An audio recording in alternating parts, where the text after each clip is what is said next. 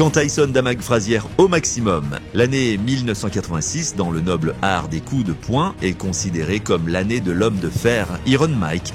Après chaque victoire, il semble qu'aucune force sur ce plan ne soit capable d'arrêter l'ascension vers la gloire de la jeune machine à frapper.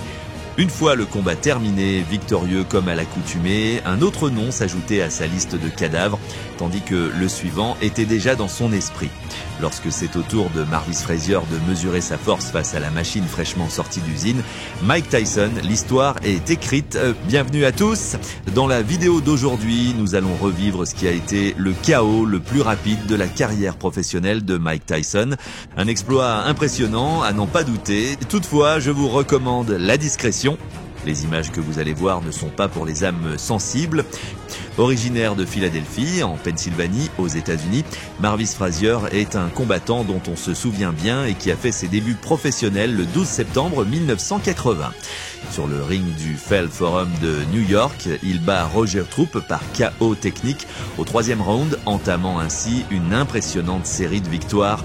Ce n'est que le vendredi 25 novembre 1983 que Frazier goûtera à l'amère saveur de la défaite des points de Larry Holmes lui-même.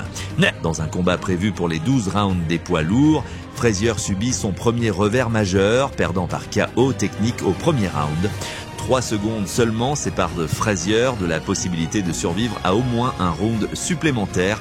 Il est absent des rings professionnels pendant près d'1 an jusqu'à ce que le mardi 25 septembre 1984, il revienne affronter David Starkey au Halloran Plaza Hotel à Pennsauken. Il y aura 8 rounds acharnés, mais Frazier prouve qu'il est loin d'être au bout de ses peines en battant Starkey à 10 secondes de la fin du premier round par KO technique. Sur ce, le combattant reconstruit se lance dans une nouvelle série de victoires au fil des ans jusqu'à ce qu'il rencontre le prochain grand défi de sa carrière, un débutant qui était sur toutes les lèvres et dans les cauchemars de certains, Mike Tyson, le combat. Le combat emblématique entre Mike Tyson et Marvis Frazier est fixé au 26 juillet 1986. Les deux combattants acceptent de se rencontrer sur le ring du Civic Center de Glens Falls dans l'État de New York pour montrer qui est la véritable promesse de ce sport. Il y aura 10 rounds de bonne boxe, mais il ne faudra même pas la moitié d'un round pour que le vainqueur soit clairement désigné. À ce moment-là, le palmarès professionnel de Marvis Frazier compte 16 victoires, dont 7 par KO, ce qui contraste avec sa défaite contre le légendaire Larry Holmes. Le palmarès de Mike, bien sûr, est plus effrayant.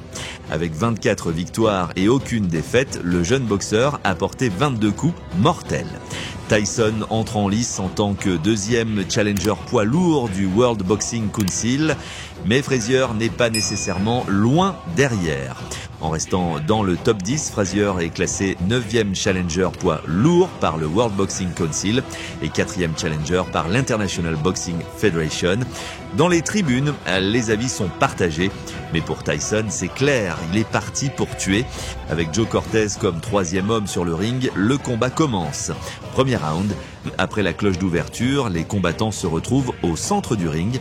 Une page d'histoire allait se tourner dans les prochaines secondes et c'était prévisible étant donné le niveau d'agressivité avec lequel Mike a entamé le combat. C'est une droite rapide qui prend Frazier au dépourvu, marquant un point de non-retour pour son issue tragique. L'offensive de Mike ne fit que s'intensifier après quelques secondes, forçant Frazier à se mettre au pied du mur. Mais loin de lui offrir la sécurité d'un trou de renard, Frazier n'a réussi qu'à s'enfermer dans un piège mortel. C'est dans ce coin que Iron Mike, le jeune knockout machine, assène à Frazier un abominable uppercut du droit qui l'envoie immédiatement au sol. Immédiatement, Joe Cortez intervient pour commencer le compte de sécurité. Frazier n'a pas l'air bien du tout, mais on lui accorde le bénéfice du doute. Pourtant, après quelques secondes, il devient évident qu'il n'était pas nécessaire d'aller jusqu'au bout. Cortez ne compte donc que jusqu'à 5 avant de signaler la fin du combat. Entrant dans l'histoire, 30 secondes seulement après le premier round d'un combat prévu pour 10 rounds lourds, Mike Tyson vainc irrémédiablement Marvis Frazier. Alors que tout le quorum est abasourdi par ce qui vient de se passer, Iron Mike est sûr d'inscrire une nouvelle fois son nom dans les pages d'or de l'histoire de la boxe après le combat. La victoire retentissante d'Iron Mike est la deuxième défaite de la carrière professionnelle de Marvis Frazier, plus rapide et plus nette encore que la première pilule amère de sa carrière, délivrée par les poings de Larry Holmes. Dans ce cas, le nom de Holmes n'apparaît pas seulement comme un antécédent des événements. Après la victoire, le manager de Tyson, Jim Jacobs, indique qu'il a été en pourparlers avec Larry Holmes, qui vient d'être battu 2 fois par Michael Spinks. Cependant, les fans de ces deux titans durent attendre longtemps entre ce moment et la rencontre fatidique qui eut lieu en janvier 1888, puisque Holmes décida de se tenir à l'écart des rings professionnels pendant 1 an et demi. Vous souvenez-vous de l'issue de cette rencontre? Je vous mets au défi d'en discuter dans les commentaires. Le bon côté des choses, c'est que en 30 secondes seulement, cette victoire est devenue le KO le plus rapide de la carrière professionnelle d'Iron Mike.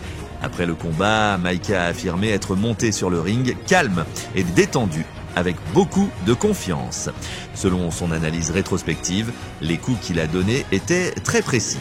Et nous dirons s'ils ne l'étaient pas. Interrogé sur ce qui s'est passé, Frazier n'a pas hésité à s'avouer vaincu. « J'ai été frappé par un uppercut du droit. Voilà ce qui s'est passé », a-t-il répondu. « Quand Larry Holmes m'a frappé, j'ai ressenti la même chose », a-t-il ajouté. Je vais me reposer, réfléchir un peu et voir ce que le bon Dieu a pour moi. Peut-être qu'il essaie de me dire quelque chose et que je ne l'écoute pas, a-t-il réfléchi. Le 1er juin 1987, Frazier remonte sur le ring pour ajouter 3 victoires à son palmarès professionnel avant de se retirer définitivement de ce sport. Clôture. Si vous êtes arrivé jusqu'ici, je vous remercie. N'oubliez pas qu'il n'y a pas de meilleur moyen de soutenir mon contenu que de laisser votre avis dans les commentaires. Pensez-vous que Frazier avait une réelle chance contre Iron Mike ou que l'annonce de leur combat n'était que la dictature d'une sentence attendant d'être exécutée? Je vous lis dans les commentaires.